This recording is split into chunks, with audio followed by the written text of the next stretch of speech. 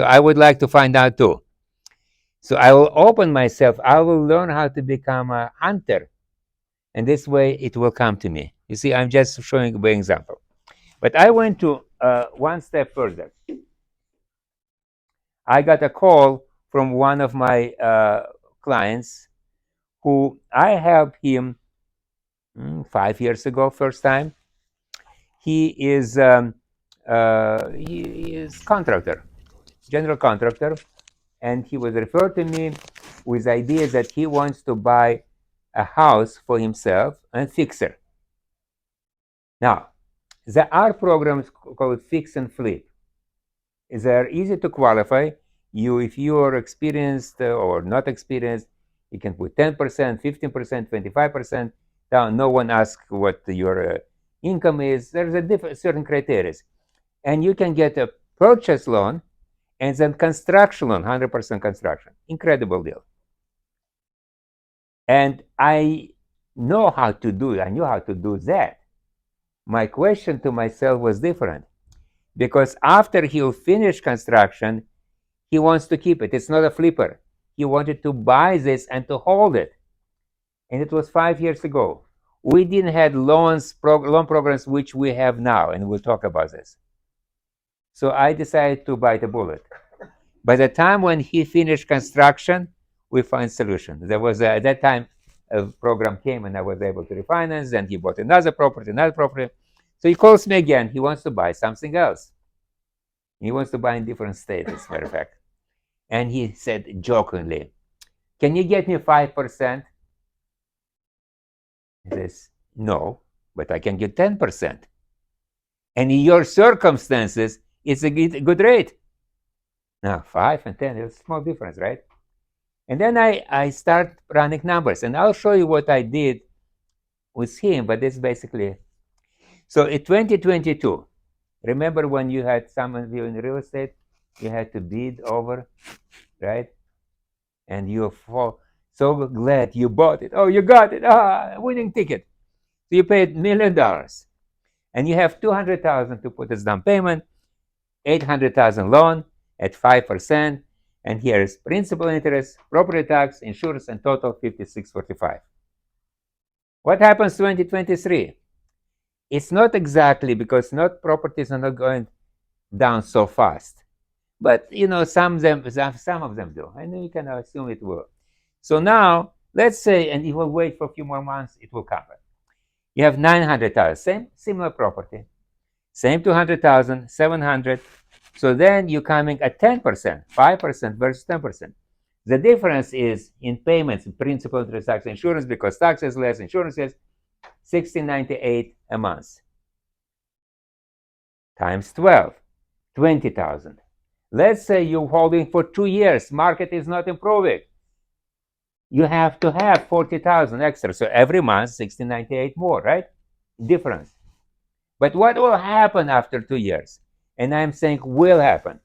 Anyone has an idea? Interest rate will come down. Yeah. Okay? What will happen with the value of the properties? You think so? Yeah. I agree with you.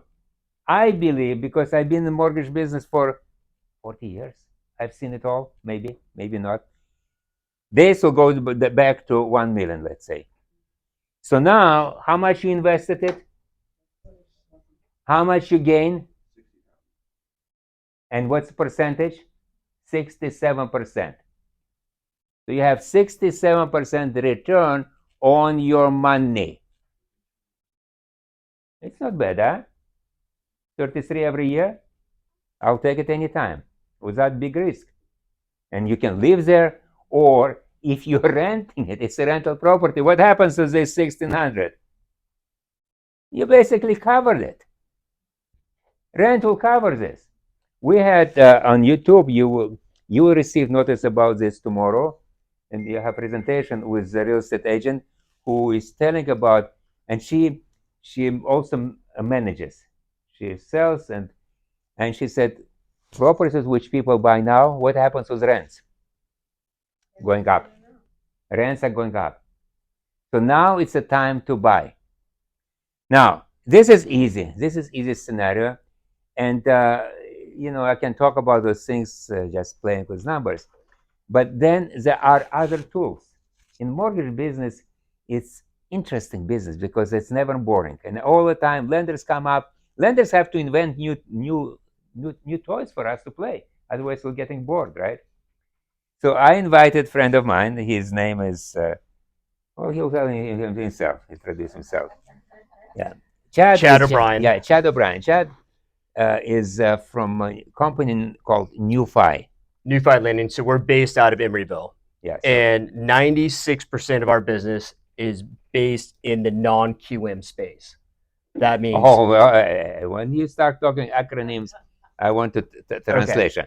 Okay, so let me translate what he just said because it's what Gallic. I apologize. Yeah, he speaks Gallic. No, just kidding. So QM, quality mortgage. Quality mortgage is a government term. They became, the government likes acronyms. It's a loans which follow certain government set guidance. You have to do loans this way. It was Dodd-Frank's invention. And if you don't follow this, you're dead in the water. But who am I dealing with? Government, with entrepreneurs. So entrepreneurs find solutions. Okay, you know what? We'll create different money, not government money, not Fannie and Freddie, not FHA. We'll have our own funds. And those funds allow us to have no QM loans. In other words, loans which do not fit those guidance, separate guidance. So therefore, NewFi is one of those lenders who can do loans in no QM. Now you know what no QM stands for? Right? No quality mortgage. Okay. Wow. All right. So some of the products that we have to offer, not only to yourself, but also to realtors as well, is the ability to think outside of the box. Whether that means it is a bank statement loan. So you're a realtor. You've got a borrower that says, hey, I want to purchase this home. I don't have a W-2 income. How would I qualify? We can go 12 or 24-month bank statements. We'll do the analysis on that and come back with a number. Option one. Option two, we also have a 1099. Very similar, little less paperwork involved. Option three. Before you go to option three, I want to clarify this 1099 because I learned something today. So who is getting 1099? Anyone has idea? Self-employed. Right. Basically, you're self-employed, you get in 1099, and it's basically it allows you to write off expenses, right? So when it's 1099, it becomes part of Schedule C. Then you're writing off laundry. Well, you can write everything, right? So you have 1099 high number, and net is different number. So what Chad is saying, we don't need your tax returns. This is a huge difference. If you just give me 1099 to show you your gross income, it'll do. He told me something else. Usually, lenders want to see 2 years history. Their bank says, I don't care. As long as you stay in the same line of business as before, and I told him about a story which I had PG&E worker who was engineer there, and PG&E asked them to work independent contractors. They would pay them more. But suddenly, overnight, from W-2, she became 1099. So in their case, year later, or 11 months, she can get a loan. Many other lenders require 2 years history. That's a big difference. This is where 1099 comes in, okay? Sorry to interrupt you. Not a problem. So besides that, we also have our DSCR program. Which stands for? Coverage ratio. Okay. So that would be an investment property. We are licensed in 43 states across the U.S. There are some states and some other states specifically that say you can originate a loan even though you don't have a license there. Okay, I'll stop you there because I want to clarify again. See, Chad is a lender. He talks like a lender. It's only been 22 years in the business. Yeah, exactly. So that's, I apologize. But who understands what he's talking about? So what debt service coverage is? You do? Good for you. Okay, Shelley, you want to tell us? So when you underwrite commercial income producing property, units, apartment buildings, even any commercial, lenders calculate based on rents. So they calculate how much a building generates in rents, gross rents, and then they calculate principal, interest, tax, insurance. And then when you have this principal, interest, tax, insurance, PITI, you multiply by the debt service coverage rate. So instead of one, let's say you have $10,000 in principal, interest, tax, insurance. It's not 10,000. It's 10,000 plus 25% or 35%. This is called debt service coverage. And if you're getting conventional loan from a bank and you have apartment building, this is how they calculate. This is why San Francisco people say, "Oh yes, the lender says I can get loan with 75% loan to value." No, you cannot, because your debt coverage ratio will eat everything. You have to come up at least 50% to enable you to get a loan. However, if you go to NewFi, the numbers are different. So, real world example, you go to purchase a rental property. Your payment is $2,000 a month.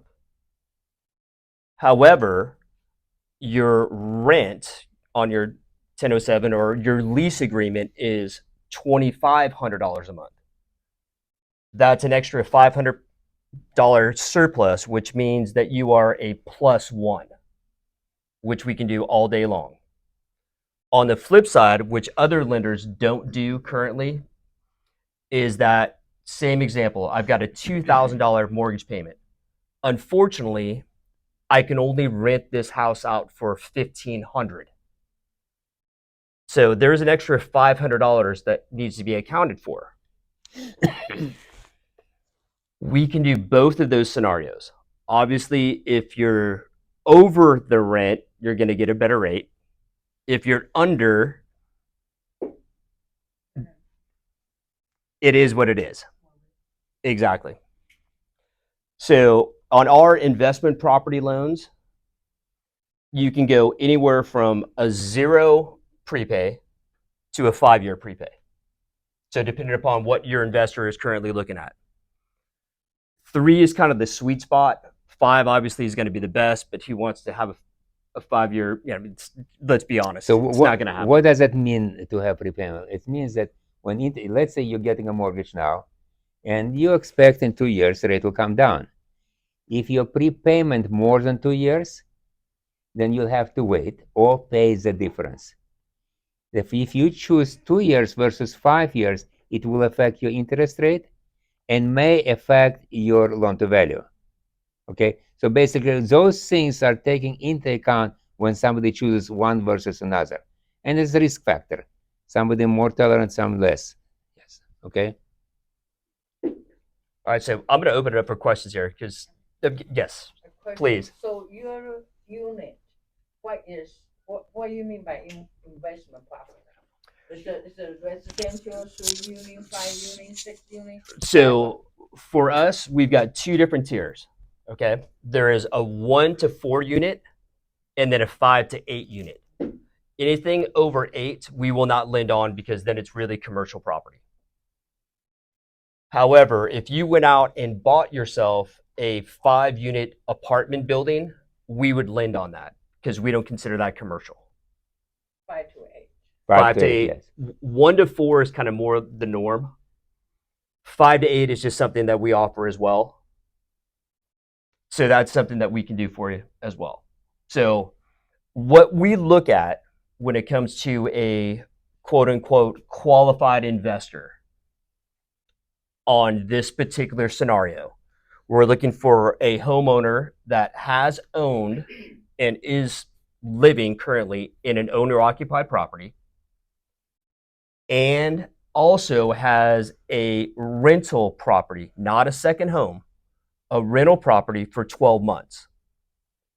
We would consider them a seasoned investor.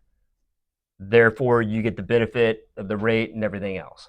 And if not, Then what's going to happen if you are a primary homeowner and you're looking to purchase your first investment property, instead of at 80% loan to value instead of 20% down, now you're at 75%. You have to go 25% down because you're not a seasoned investor. And we're talking about, let's say, how somebody who doesn't own a property yet, and he wants to buy investment property and not owner occupied. And the reason is, I'll give you the reason. You see, if you're buying owner occupied property, you need to be qualified strictly on your income. There is nuances about those too. If you're buying investment property, especially like BACR, you don't need to show your personal income. You can be qualified. So sometimes it's easier to buy investment property than it's not. And I had lunch yesterday with a banker from US Bank, and he told me that he can do this loan for first-time home buyers as investment property. So some banks do this. You see, this is why in my world, I know every bank what they do. Sometimes we don't work with them or do work differently. And I have to understand what they can do. If I cannot do it, I'll go to them. But in your case, he has to be owner occupied. At the same time, if they lived with parents, as they want to buy investment properties, then what? So at that point, we would have to prove that they were paying rent. So we're looking for 12 months canceled checks, for example. They're still living in their property with the parents, and this is becoming more common and common, as I'm sure you all know, to go out and buy an investment property. Even though they're still living with mom and dad, that's okay, because we can prove that they're living as that's their primary residence. Yeah, so there's nuances. So basically, those programs primarily designed for non-owner, for investors. So how do you manipulate, how you do this, and like pointed out that we can do it in multiple states. Why can it be done in multiple states without us being licensed? We used to have offices in 5 states. We stopped doing it. So for example, in Arizona, I didn't have the office before. I wouldn't be able to do it because Arizona requires licensing, some other states. But in Florida, or for example, so on a DSCR, this investment loan that we're talking about, in the state of Arizona, you would have to be licensed there. Now, if you go to Oregon, for example, you don't have to be licensed to do an investment property. However, their state law requires it only be a 5 to 8 unit property. So if you were looking for an investment property between 1 and 4 units in Oregon, it's not going to happen. You'd have to be licensed. If you want a 5 to 8, I have to be you're licensed. fine. Exactly. On the flip side, if you go to Washington, you can do both. So each state has its own regulations, which is fun. But that's kind of where we're at. And How about Florida? Florida's, you can do whatever. It's Florida. Because this, Yeah, literally.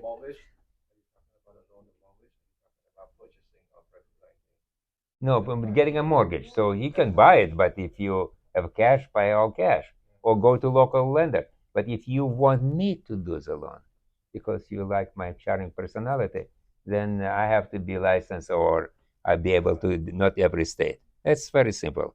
So the guy who asked about 5%, he wants to buy a property in Florida. So that's why I can't do it. Okay? Huh? DSCR loan, Yes. you count 75% of the rental income, or you can count 100% plus 1. So if it is a purchase that is already leased, for example, then we'll count 100% of the rent. Now, if it is a departing property where they're purchasing it, but they don't have a renter in there, then we're going to go off the 1007. 1007 is a form filled by appraisers. And they're saying what market rent is. Yeah. So it's usually most of the times lenders will run 1007, and it's part of the appraisal process anyway. So appraiser knows it's rental properties, they will run 1007. And how much is the down payment for like 100 plus 100%? So on a DSCR investment property, you're looking at 20% down, and that's with a 660 FICO score. And how about the bank statement? Do you require like 9 months, 12 months bank statement? So with bank statements, which is completely different than DSCR, that's a different loan. That could be a primary, it could be a second home, it could be an investment as well. No, investment. Let's say I'm buying a fourplex, Okay, you're still at 20%. 20%, but no requirement for bank statement. So on a bank statement, we offer two different options, either 12 months or 24 months bank statements. They count it by default. Exactly. They count the income by Yeah. default. Right. So we do that calculation for you. And let's say, for example, and I know I'm talking mortgagees, but when we do our calculation, we are automatically going to hit you for a 50% expense ratio. Okay. That being said, you have a CPA and or a licensed tax preparer, say Chad, the expense ratio is at 15%. We'll use that 15% instead of the 50. So when we did our initial calculation, and let's say you're at $8,000 a month, you come back with that letter with documentation, all of a sudden that 8,000 went to 12,000. So we'll do all that on our end. We're just asking you all, let us know what that expense ratio is, and we'll run it off of that. So how would the accountant know what's your expense ratio? If they prepare taxes, you see it, it's Schedule C. However, if let's say you're a doctor, you don't have much money expenses, you just whatever minimum you have. So you might be at 15% factor. Now, if you do taxes, it might show more. But if a letter will explain this, yes, basically, there's nothing there which will expense.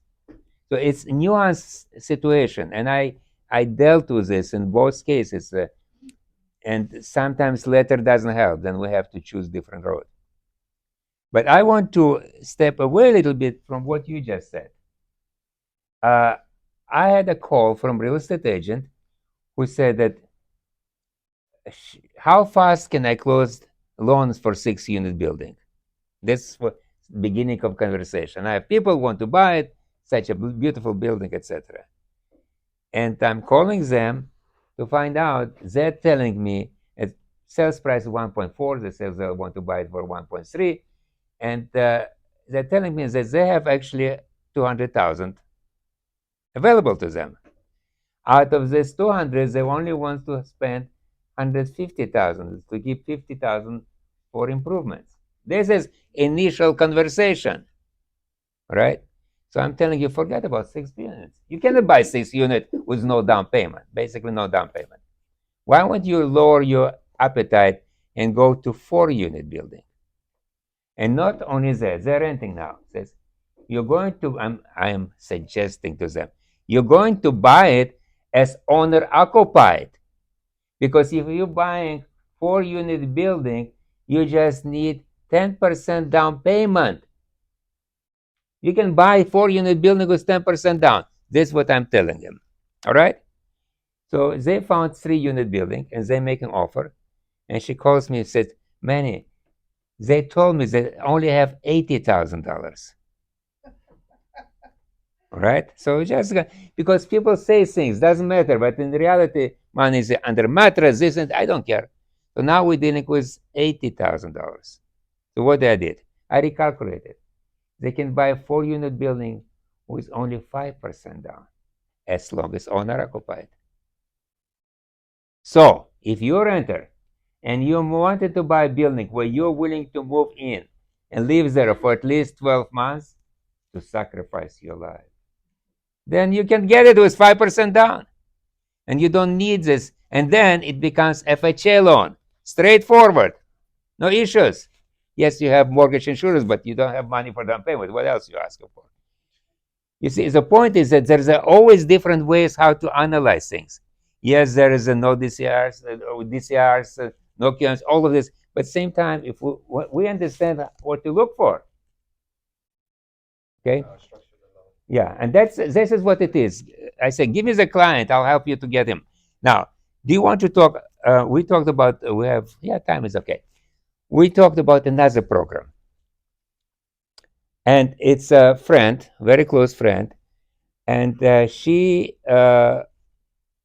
is buying property in South Solita for $2.9 million, right? And her fiance owns property elsewhere, so and he doesn't show income, nor does she. So they can buy it, and they intend to occupy it, or second home, whatever it is, but they can buy it as investment property. Doesn't matter what they plan to do, but they can get a loan as investment property. Yes, they need amount of down payment. We run it on computer. So how does it work? Let's say you give me information. I know that somebody can do this. I have no idea who. Chad is or NewFi is one of the lenders who can do those programs. They're more advanced, blah blah, all this stuff, and he's a nice guy. Beside of that, so we run it. He sent it in my front of my computer, puts numbers, and what we see, okay, you can buy this with 40-year loan. You can buy it interest only. You can buy it in 30-year loan. You can prepay it for 5 years. You can pay for it for 5. There's different options, and every option was giving me different interest rate. And what do you think was interest rate there? 7.75. So this is almost as conforming loan. DSCR. DSCR. So basically, you see, you can buy this kind of situation. So there is a different ways how to analyze it when we understand what are the tools. So why I'm telling you this? Because if you are selling real estate and you're out in the field, people are screaming about those needs. They can do it. 4 units, okay, I'll get you, but my way. $2.9 million purchase, I can get it my way. But you can get it, and I can make commission. You shall we too. Real estate agents might make commission too. Just kidding. The point is that there's a ways to make things happen, and this is why we have it here. Okay. Anything else you want to give some goodies? No, I mean, I just want to say thank you for the opportunity to talk with everybody. And like I said, with the company that I work with, and I've been doing this since '99 on the wholesale and correspondent aspect of it. So I've kind of not nearly as much as you've seen, but 2008, these years, I mean, I've seen it all. I will say that lending has come back.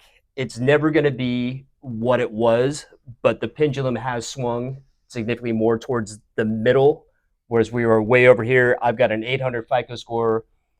I'm putting 50% down. You're still not getting a deal. I don't care who you are in 2009. Those things have shifted. The bank statement programs, the 1099, the CPA, the asset depletion loans, the DSCRs. There's a lot more ways to skin a cat, whereas that potential borrower 2 years ago wouldn't have found a home. Yeah. And this is why I proclaim that 2023 is a very good year to buy real estate, invest in real estate, for so many reasons. And when rates will come down, okay, you'll refinance it. You'll come back to me. It's okay too.